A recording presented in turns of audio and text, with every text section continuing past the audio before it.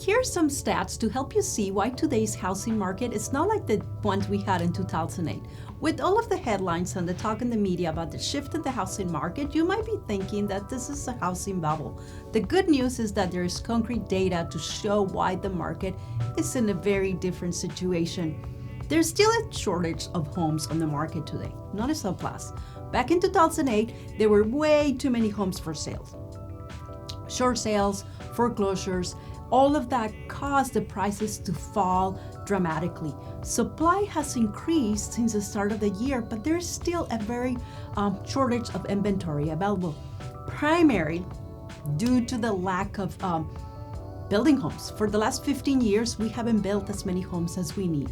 The graph uses data from the National Association of Realtors to show how the month supplies of the home that's available right now compares to back then. Today, the unsold inventory sits at only 3.2 months supply. That means it takes us 3 months to sell all of the inventory we have available. Back then, that was not the case. So we don't have enough inventory for the prices to come down in such a drastic way. There's no housing bubble. Mortgage standards were much more relaxed back then. Before the housing crisis, it was much easier to get a home loan than it is today. Up until 2006, banks were creating an artificial demand by lowering the standards and making it easy for just about anybody to qualify to get a loan or refinance their current home.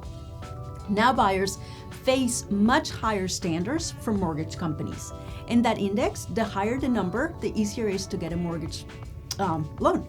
The lower the number, the harder it is. Take a look at the numbers. The latest report indicates that the index has fallen to 5.4%, which means there are much tighter standards. The graph also shows just how different things are today compared to the spike in credit that was available leading up to the crash. Another difference is that the number of homeowners that were facing foreclosure after the housing bubble burst. Foreclosure activities have been lower since the crash, largely because the buyers are more qualified to get onto the loan. The graph uses data from the ATTOM data solutions to help us paint a better picture. See how things are very different? Not to mention that the homeowners of today have different options that we just didn't have available back then. Many homeowners are equity rich. The equity comes in large part from the way the homes have appreciated over time. According to CoreLogix, the average equity per borrower has now reached almost $300,000. That's the highest in the data series.